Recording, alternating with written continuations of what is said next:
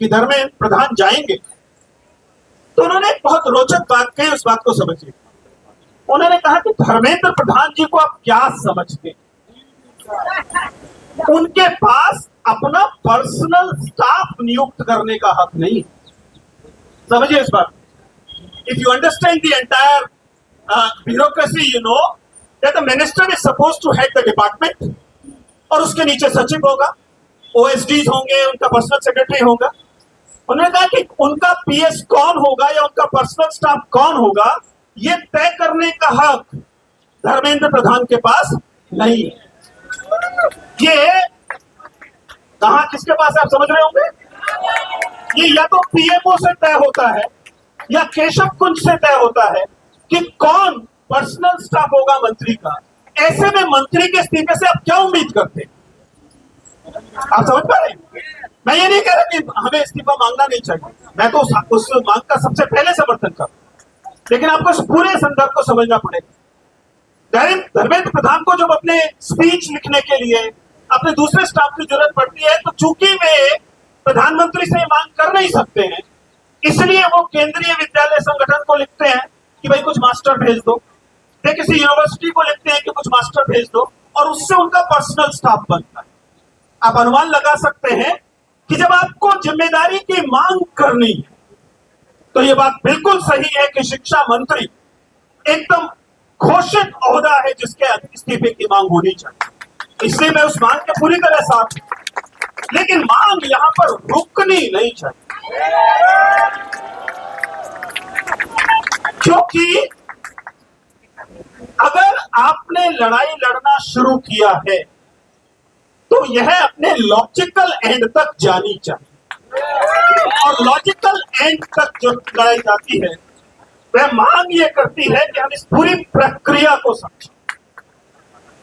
As a teacher ये समझाने की कोशिश कर रहा हूं कि समझिए, पिछले दिनों बताया गया कि 5 examination, NEET, JE, RRB, UPSC और एसएससी, ये 5 एग्जामिनेशन, जिसमें 2 एडमिशन एग्जामिनेशन है और 3 रिक्रूटमेंट एग्जामिनेशन है। इन एग्जामिनेशन पर कुल मिलाकर जो विद्यार्थी हैं, उनके माँ बाप, उनकी फैमिली घर बेचकर, जमीन बेचकर, ज्वेलरी बेचकर, तमाम अलग अलग सोर्सेस से इकट्ठा कर 3.5 लाख करोड़ रुपया हर साल खर्च करती है।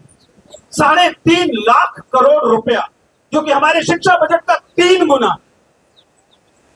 मेरा सवाल है कि क्यों करती, जरा सोच के बताइए कि आखिर क्यों आपके माता पिता ने नीट की कोचिंग के लिए, यूपीएससी की कोचिंग के लिए, एसएससी की कोचिंग के लिए आपको कोटा भेजा, दिल्ली भेजा, जहां पर आप किराए के गड़बेनुमा घरों में रहकर तैयारी करते हैं, कोचिंग की फीस दी और तमाम पैसा खर्च किया, जो कि कुल मिलाकर 3.5 लाख करोड़ हो जाता है इकट्ठा हर साल। वो ऐसा क्यों करते हैं? वो ऐसा इसलिए करते हैं कि एक बात उन्हें उम्मीद, उन्हें ये बात होप है, ये उम्मीद है कि आप इस परीक्षा को तोड़ेंगे, इसे फोड़ेंगे और अपना भविष्य बेहतर करेंगे। लेकिन इसमें एक और उम्मीद शामिल है, बल्कि एक भरोसा, एक ट्रस्ट शामिल है, उसे समझिए। उन्हें ये भरोसा है, या कमजोर सही पर अभी भी है, कि ये बॉडीज, ये यूपीएससी, ये स्टाफ सिलेक्शन कमीशन, ये एनटीए जो एग्जाम करेंगे, वो एग्जाम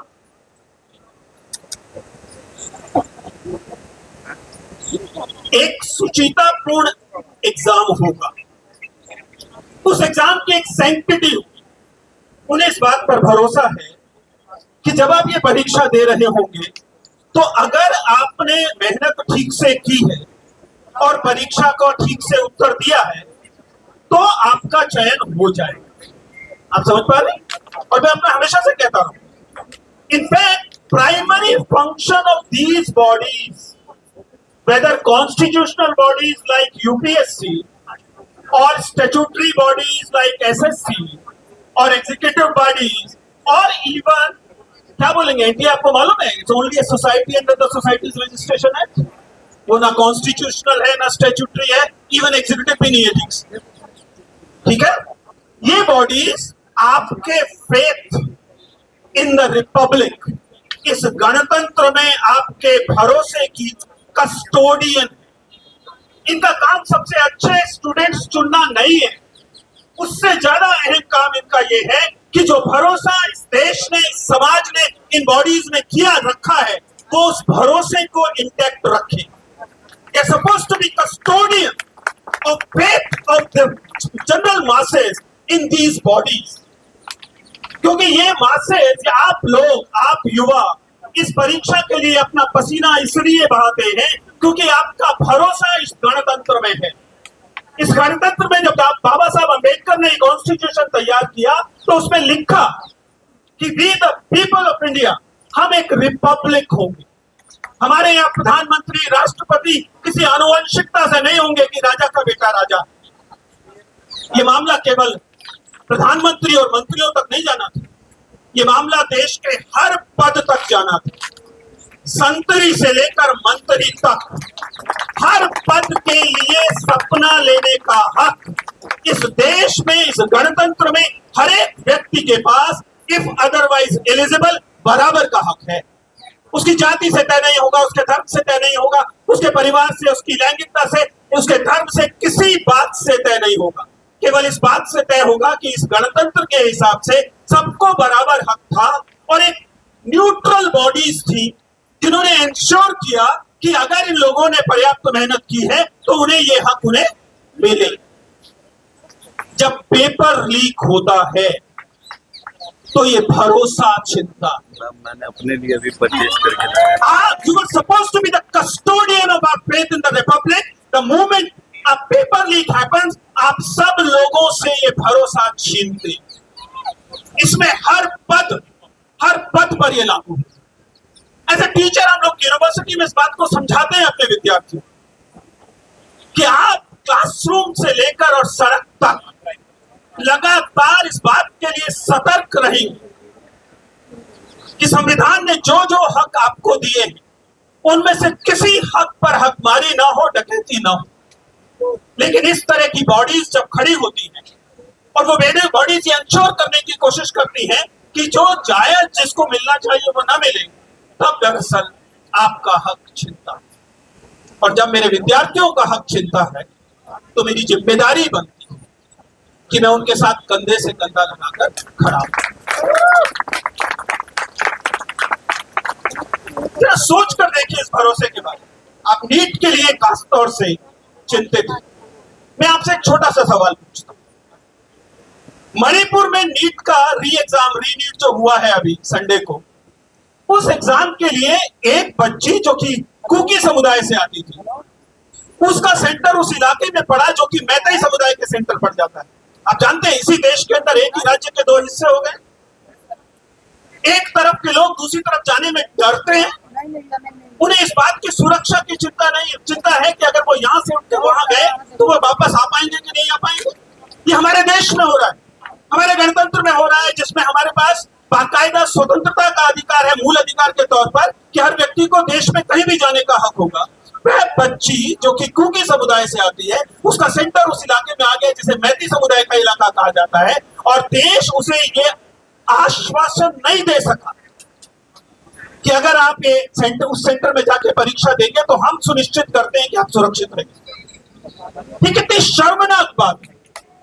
क्या हमें नागरिक होने के नाते उस लड़की से माफी नहीं मांगनी चाहिए कि हमारा हक था मेरी बच्ची कि हम तुम्हें एक ऐसा देश देंगे जिस देश में मणिपुर तो छोड़ो, मणिपुर से दिल्ली, मणिपुर से केरल, मणिपुर से कश्मीर, तुम जहां जाना चाहो जा सकोगी, तुम सुरक्षित रहोगी।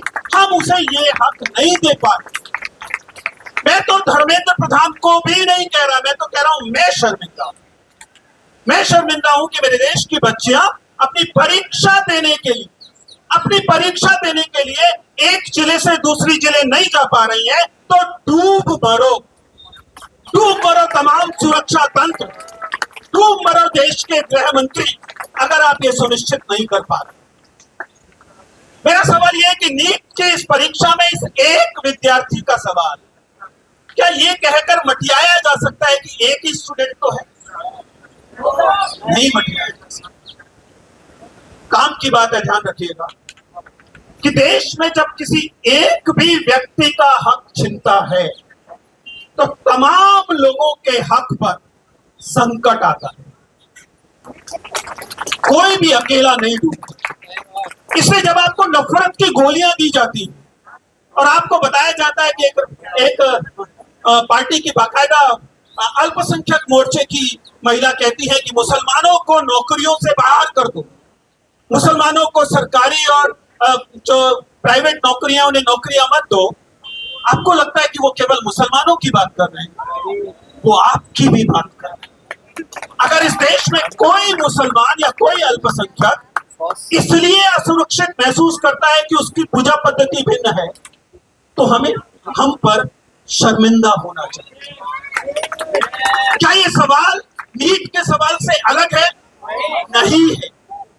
जब तक आपको ये सिखाया जाता रहेगा कि ये सवाल आपके सवाल किसानों के सवाल से अलग है, जब तक आपको ये बताया जाता रहेगा कि आपके सवाल स्त्रियों के सवाल से अलग है, आपके सवाल अल्पसंख्यकों के सवाल से अलग है, यकीन मानिए आप कभी भी अपने सवालों के लिए भी आवाज नहीं उठा पाएंगे। क्योंकि गणतंत्र एक व्यक्ति के लिए नहीं बचता।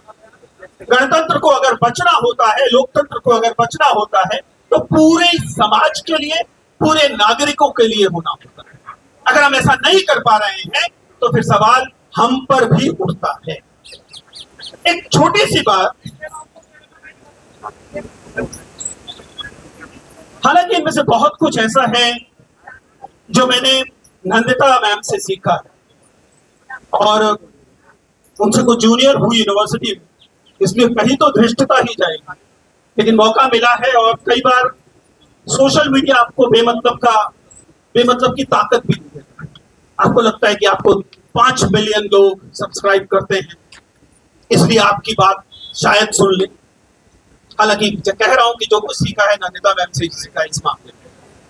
इसका संबंध इस बात से है कि हम जब नागरिक अधिकारों के लिए खड़े होते हैं, ठीक है, शिक्षक हूं इसलिए यह दावा नहीं कर सकता कि जो भी बातें कहूंगा मीठी मीठी कहूंगा।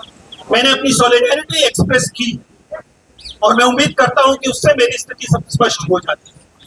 लेकिन पिछले 2-2.5 दशकों से लगातार इन आंदोलनों में, इन प्रतिरोधों में शामिल रहा हूं, उसके चलते प्रोटेस्ट लिटरेसी की बेसिक से समझ पैदा हुई और मैं आपसे शेयर करना चाहता हूं, क्योंकि आप में से बहुत लोग ऐसे होंगे जिनके लिए आंदोलन पहला आंदोलन, राइट? काफी लोग हैं, तो thank you for saying it.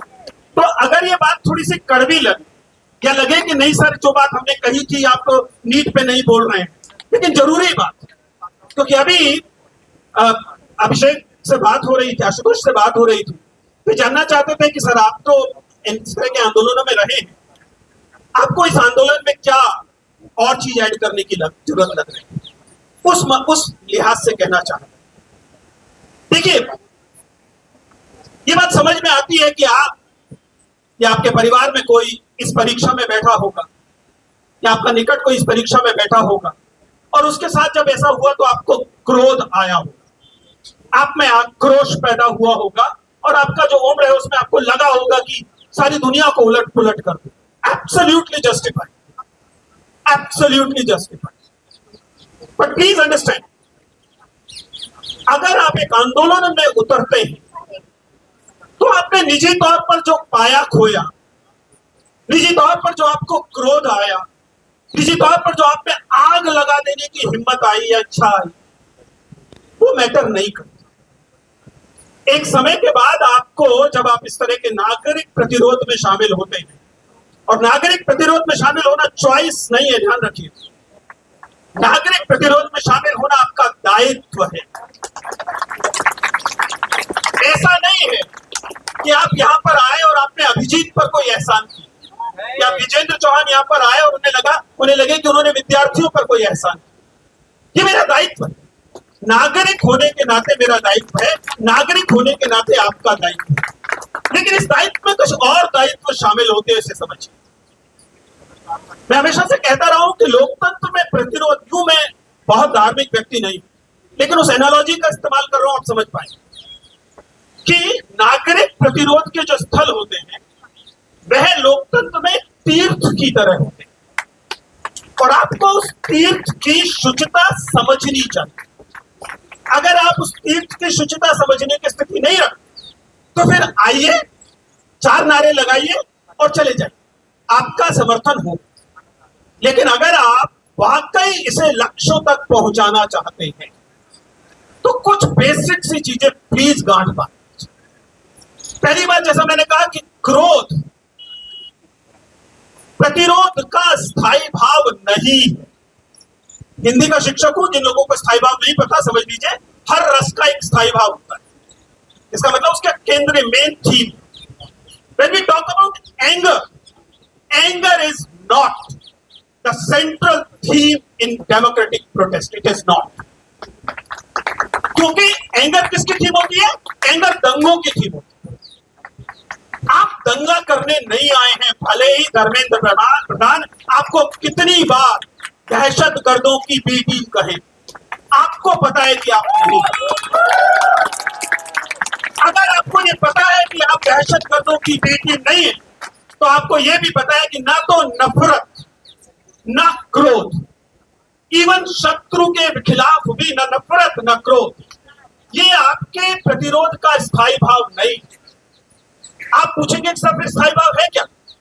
हम किस जोश किस भाव से आए? हिंदी का शिक्षक हूं, फिर से वहीं जाऊंगा। वीरता है, और वीरता का स्थायी भाव कौन जानता है क्या होता है? वीरता का स्थायी भाव है उत्साह। आप ठीक वैसे जैसे कि कोई युद्ध में उतरता है सैनिक, अगर युद्ध में उतरता हुआ सैनिक केवल क्रोध से भरा हुआ है तो मारा जाए। अगर वो उत्साह से भरा हुआ है तो उसका दिमाग ठिकाने पर होगा और उसे पता होगा कि कौन शत्रु है, कहां शत्रु। क्योंकि ये वैसा युद्ध नहीं है जैसा आप फिल्मों में देखते हैं कि शत्रुओं की यूनिफॉर्म दूसरी है और आपकी यूनिफॉर्म दूसरी। आपको नहीं पता, आपको नहीं पता कि आपका शत्रु कौन है, लेकिन उत्साह वह चीज है जो आपको आदि से अंत तक लेकर जाती है। उसे थामे रखें।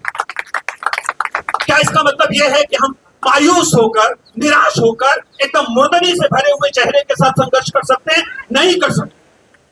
आपके संघर्ष में वो जोश आपके चेहरे पर होना चाहिए और आपके अंदर वह उत्साह दिखाई देना चाहिए और आप में प्रसन्नता देखनी चाहिए।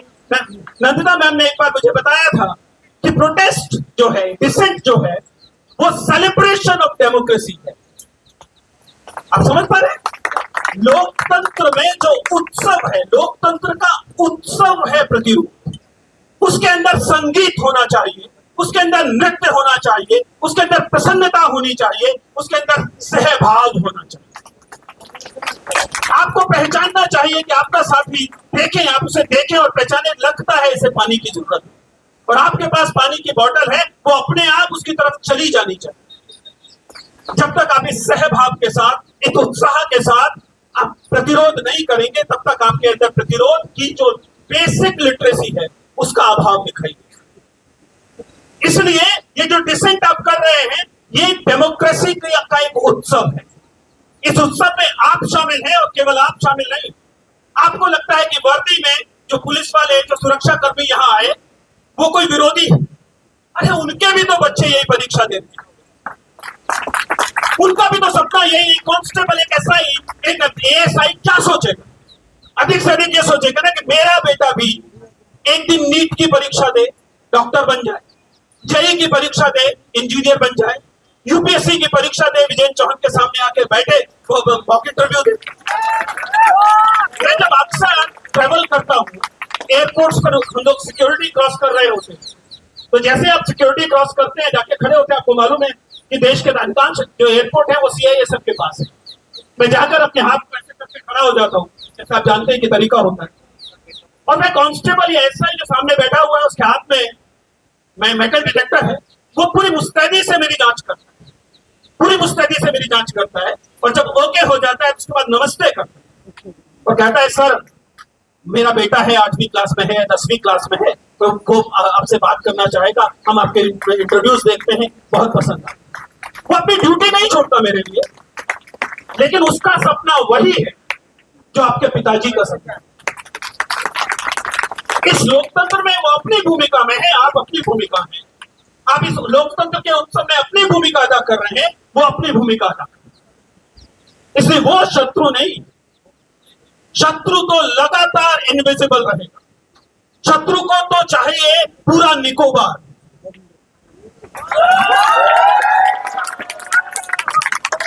शत्रु जानता है कि अगर आपका बजट ये 1,40,000 करोड़ जो कि पूरे देश की शिक्षा का बजट है, पूरे देश की जीडीपी का 3% नहीं है, वह अगर बढ़कर 10% हो जाएगा तो आप सब लोगों को बराबर शिक्षा मिलेगी।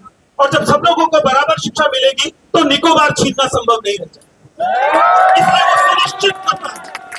इसलिए वो सुनिश्चित करता है कि बजट इतना कम रहे कि अधिकांश लोग केवल जोमेटो और स्विगी के डिलीवरी पार्टनर बनकर रहे।